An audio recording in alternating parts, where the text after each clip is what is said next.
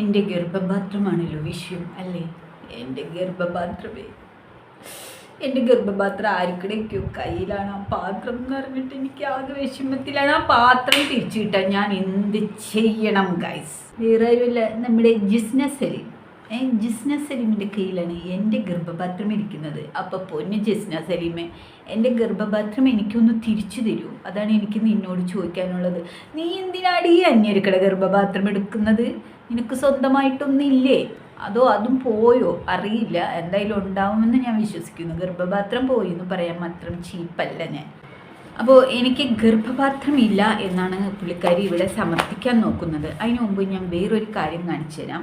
അപ്പോൾ ഇത് കുറച്ച് രേഖകളാണ്. ഇത് വെറും വൈറ്റ് പേപ്പർ എന്ന് നിങ്ങൾ തെറ്റിദ്ധരിക്കരുത്. ഇത് വെറും വെള്ള പേപ്പർ കാണിച്ച് പറ്റിച്ചു എന്നാണെങ്കിൽ ഉള്ളിൽ ഇതേ കണ്ട. ഞാൻ ഇങ്ങനെ കാണിക്കുള്ളൂ, ഞാൻ നിവർത്തി പിടിച്ച് കാണിക്കില്ല. സ്ക്രീൻഷോട്ട് എടുത്ത് കൊണ്ടുപോകും. നിങ്ങൾക്ക് നേരിട്ട് വന്ന് ഞാൻ കാണിച്ചു തരാം. അപ്പോൾ നിങ്ങൾ കണ്ടല്ലോ, ഇത് എന്തിൻ്റെ രേഖയാണെന്ന് വെച്ച് കഴിഞ്ഞാൽ എൻ്റെ പേരിൽ സ്വന്തമായിട്ട് ഒരു തുണ്ട് സ്ഥലമോ ഒരു സെൻറ്റ് സ്ഥലമോ വീടോ വസ്തുവോ ഒന്നുമില്ല എന്നുള്ളതിൻ്റെ രേഖയാണ് ഈ കാണുന്ന ഒരു കെട്ട് രേഖകൾ. വില്ലേജ് ഓഫീസർ ഒപ്പിട്ട് തന്ന സംഭവമാണ്. അപ്പോൾ മനസ്സിലായില്ലേ, എനിക്ക് വസ്തുവകകളോ സ്വന്തമായിട്ട് വീടോ സ്ഥലമോ ഇല്ല എന്ന് ഞാനിവിടെ ഇരുന്ന് ചലിക്കുമ്പോൾ നിങ്ങൾക്ക് വിശ്വസിക്കൂലല്ലോ. അപ്പം അതിൻ്റെ പേപ്പറൊക്കെ നമുക്കുണ്ട്. ഇത് എന്താ പറ്റിയെന്ന് വെച്ച് കഴിഞ്ഞാൽ 2023 2022 ഏതോ ഒരു വർഷം കുറേ ആളുകൾ എൻ്റെ അടുത്ത് പറഞ്ഞു, നിങ്ങൾക്ക് സ്വന്തമായിട്ട് വീടില്ലല്ലോ, നിങ്ങൾ കുറേ നാളായില്ലേ വാടകയ്ക്ക് എടുക്കുന്നു, നീ പഞ്ചായത്തിലൊന്ന് അപേക്ഷിക്കാൻ പറഞ്ഞു. അപ്പം ഞാൻ അങ്ങനെ പഞ്ചായത്തിൽ ചെന്ന് ചോദിച്ചപ്പം അക്ഷയ വഴിയാണ് അപേക്ഷിക്കുന്നത്. നമ്മുടെ മുഖ്യമന്ത്രിയുടെ ഒരു ലൈഫ് പദ്ധതി ഉണ്ടല്ലോ, അതുവഴി വീട് കിട്ടാനായിട്ട് ഒരു അപേക്ഷ കൊടുത്തിടാൻ പറഞ്ഞു.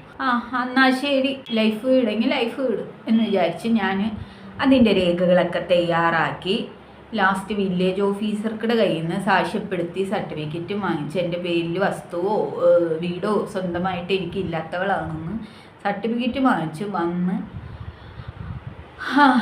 എൻ്റെ പൊന്നാര ഗൈസ്, നിങ്ങളൊന്നും പറയണ്ട. ഭാഗ്യം അവിടെയും നമ്മളെ തുണച്ചില്ല എന്നുള്ളതാണ് നിർഭാഗ്യകരം എന്ന് പറയട്ടെ. ആ സർട്ടിഫിക്കറ്റ് വാങ്ങിച്ചു കൊണ്ടുവന്ന അന്ന് ഞാൻ അക്ഷയയിൽ പോയെങ്കിൽ എനിക്ക് ചിലപ്പോൾ രജിസ്റ്റർ ചെയ്യാൻ പറ്റിയേനെ. ഞാൻ എന്ത് ചെയ്തു, ആ സർട്ടിഫിക്കറ്റ് കൊണ്ട് ഞാൻ വീട്ടിൽ പോയി. എന്നിട്ട് പിറ്റേ ദിവസം കുളിച്ചൊരുങ്ങി ഞാൻ നേരെ അക്ഷയയിലേക്ക് ചെന്നപ്പോൾ പറയാം, ഇന്നലെ ക്ലോസ് ആക്കിയെന്ന് ലൈഫ്. പിന്നെ ലൈഫ് തുറന്നിട്ടില്ല മക്കളെ. പിന്നെ ലൈഫിൻ്റെ ഗതിയൊക്കെ അധോഗതി. അങ്ങനെ വീട് എന്നുള്ള എൻ്റെ ആ പ്രതീക്ഷയും തകർന്ന് തരിപ്പണമായിട്ട് ഇരിക്കുവാണ്. അതങ്ങനെ അത് ഞാൻ പറയണം എന്ന് വിചാരിച്ച കേസൊന്നുമല്ല ഇപ്പോൾ ഇവിടെ വന്ന് പറയുന്നതേ. എന്തായാലും ഇത്രയൊക്കെ പറഞ്ഞ സ്ഥിതിക്ക് അതും കൂടി പറയാമെന്ന് വിചാരിച്ചു. അപ്പോൾ ഈ ജസ്ന സലീം എന്ന് പറയുന്ന വ്യക്തിയെ നിങ്ങൾക്ക് എല്ലാവർക്കും അറിയാലോ. ഗുരുവായൂരമ്പല നടയിലിട്ടിട്ട് എന്നെ കഴിഞ്ഞ കൊല്ലം അവഹേളിച്ച സ്ത്രീയാണ്. പിന്നെ എന്നെ സോഷ്യൽ മീഡിയയിൽ വന്നിട്ട് നിരന്തരം മച്ചി മച്ചി മച്ചി എന്ന് വിളിച്ചിട്ട് കളിയാക്കുന്ന ഒരു സ്ത്രീയാണ്.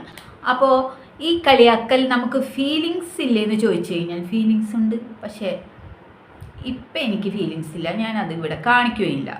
അപ്പം ജസ്ന സലീമിൻ്റെ കയ്യിലിരിക്കുന്നു എന്ന് പറയുന്നത് പറയാല്ലേ, റിമൂവ് ചെയ്തു എന്നാണല്ലോ പറയുന്നത്. അപ്പോൾ റിമൂവ് ചെയ്തെടുത്തത് അവളായിരിക്കുമല്ലോ.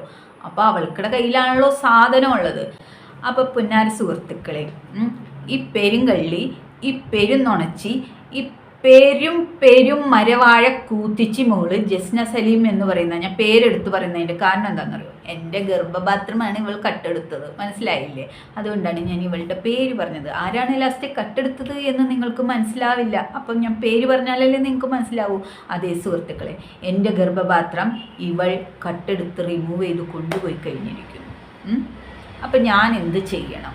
എനിക്കാണെങ്കിൽ ഇപ്പം ഒന്ന് പ്രസവിക്കണം എന്നൊക്കെ ഒരാഗ്രഹം വല്ലാണ്ട് ഇങ്ങനെ വരികയാണ്.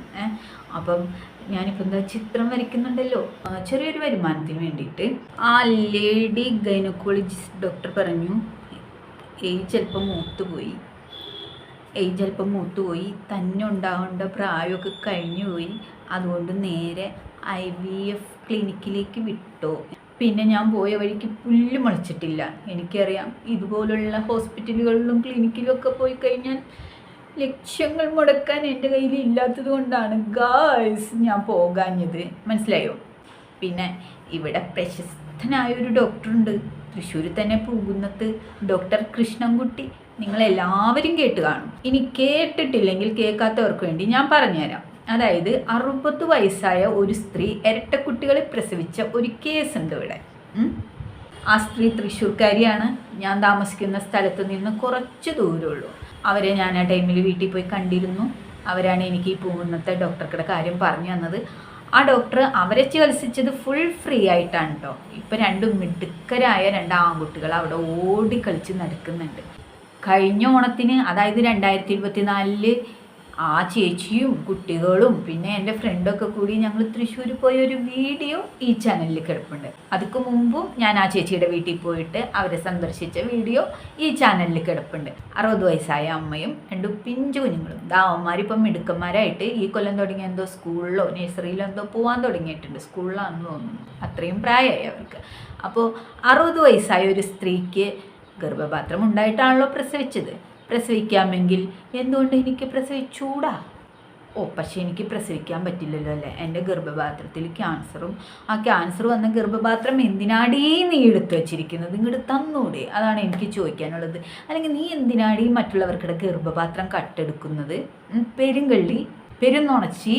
പിന്നെ എൻ്റെ ഗർഭപാത്രം ക്യാൻസറായിട്ട് റിമൂവ് ചെയ്തെന്ന് നീ ഒന്ന് തെളിയിക്കാൻ പറ്റുമോ നിന്നെക്കൊണ്ട്? മോളെ, ഞാൻ നിന്നെ വെല്ലുവിളിക്കുകയാണ്.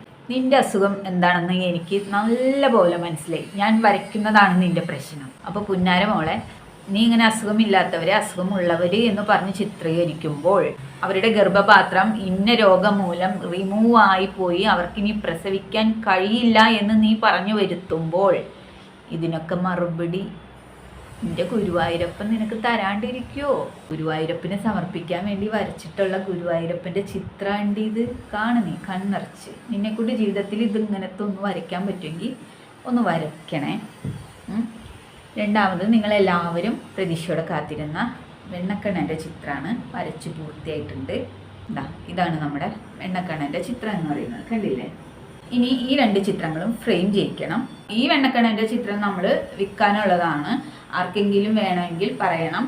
ആദ്യം കാണിച്ച ഗുരുവായൂരപ്പൻ്റെ ചിത്രം ഗുരുവായൂർ അമ്പലനടയിൽ സമർപ്പിക്കാനുള്ളതാണ്. ഇനി ഈ 2 ഫോട്ടോകളും ഫ്രെയിം ചെയ്യണം എന്നുള്ള ഒരു കടമ്പ മാത്രമേ നമ്മുടെ മുന്നിലുള്ളൂ. എനിക്ക് ഈ 2 ഫോട്ടോകളും വരയ്ക്കാൻ പറ്റിയത് തന്നെ ഗിരിജേച്ചി തന്ന പൈസ കൊണ്ടാണ്.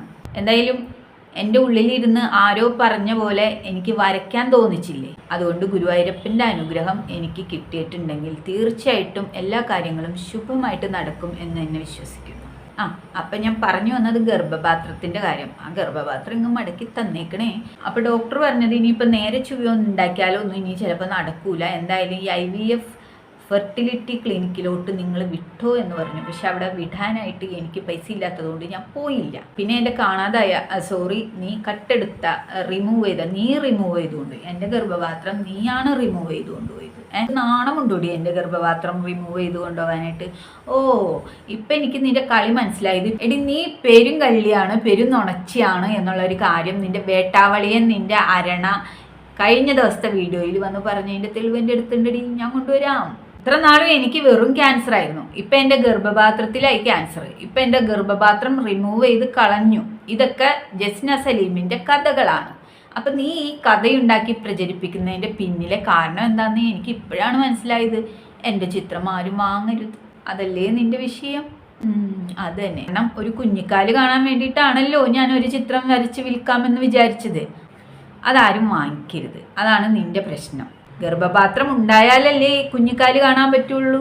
അപ്പം നീ ഗർഭപാത്രത്തിൽ ക്യാൻസർ ആണെന്ന് പറഞ്ഞു വരുത്തിയിട്ട് നീ തന്നെ എൻ്റെ ഗർഭപാത്രം റിമൂവ് ചെയ്ത് കളഞ്ഞു എന്ന് പറയുമ്പോൾ കേൾക്കുന്നവരാരും ആ ഒരു കുഞ്ഞിക്കാല് കാണാനുള്ള ആ ചിത്രം വാങ്ങിക്കൂല. കൊള്ളാമടി, നിന്റെ അടിപൊളി ഐഡിയ ആണ്. പക്ഷെ പൊളിഞ്ഞ് ചീറ്റിയല്ലോ മോളെ. നീ എവിടെ പരിപാടി അവതരിപ്പിച്ചാലും ഇത് തന്നെയാണല്ലോ നിന്റെ ഗതി.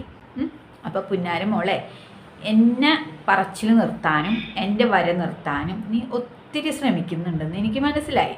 ഇതുകൊണ്ട് പൂർണ്ണമായിട്ടും മനസ്സിലായി. അപ്പം നിങ്ങളെല്ലാവരും കേട്ടതാണല്ലോ ഇതിനു മുമ്പ് പറഞ്ഞു വരുത്തിയിരുന്നത് എനിക്ക് ക്യാൻസർ ആണെന്നാണ്. ഇപ്പം എൻ്റെ ഗർഭപാത്രത്തിലായി ക്യാൻസർ. ഗർഭപാത്രത്തിൽ ക്യാൻസർ ഉള്ള എൻ്റെ ഗർഭപാത്രം ഇവള് റിമൂവ് ചെയ്ത് കളഞ്ഞു. അപ്പം അതിൻ്റെ സർട്ടിഫിക്കറ്റ് ഫുള്ള് ഇവക്കടെ കയ്യിലായിരിക്കുമല്ലോ, എൻ്റെ കയ്യിലില്ല. അപ്പം ഇവക്കടെ കയ്യിലുണ്ടാവും. അപ്പം അവൾ അത് കൊണ്ടുവരട്ടെ. കള്ളി, പെരുങ്കള്ളി, നുണച്ചി, ആ ഒരു സർട്ടിഫിക്കറ്റുകളൊക്കെ ഒന്ന് കൊണ്ടുവരണം കേട്ടോ. അപ്പം ഗർഭപാത്രത്തിൽ ക്യാൻസർ ആയത് മൂലം ഇവൾക്ക് പ്രസവിക്കാൻ കഴിയൂല എന്ന് പറഞ്ഞു വരുത്തി കഴിഞ്ഞാൽ കേൾക്കുന്ന ഭക്തജനങ്ങൾ എൻ്റെ കയ്യിൽ നിന്ന് ഫോട്ടോ വാങ്ങിക്കില്ല. ആ അടിപൊളി നമ്പർ അടി, ഉഗ്രൻ, കണ്ടുപിടിച്ചു. അപ്പം ഞാനിങ്ങനെ വായ കൊണ്ട് പറഞ്ഞാൽ ജനങ്ങൾ വിശ്വസിക്കൂലല്ലോ. അപ്പം എൻ്റെ ഗർഭപാത്രം സ്കാൻ ചെയ്തതിൻ്റെ റിപ്പോർട്ട് ഞാനിവിടെ ഇടണ്ടേ? അപ്പോൾ ഇതാണ് എൻ്റെ യൂട്രസിൻ്റെ 2022 ഞാൻ ആദ്യമായും അവസാനമായും ഈ ഒരു കാര്യത്തിന് വേണ്ടിയിട്ട് ഡോക്ടറെ കണ്ടതിൻ്റെ ഒരേ ഒരു തെളിവെന്ന് പറയുന്നത്. ഇത് കഴിഞ്ഞു, ഇതിനു മുമ്പും ഞാൻ പോയിട്ടില്ല കാണാൻ, ഇത് കഴിഞ്ഞതിന് ശേഷവും ഞാൻ പോയിട്ടില്ല കാണാൻ. അപ്പം നീ ഈ സ്കാനിങ് റിപ്പോർട്ട് വായിച്ചിട്ട് തൃപ്തി അടയുമല്ലോ.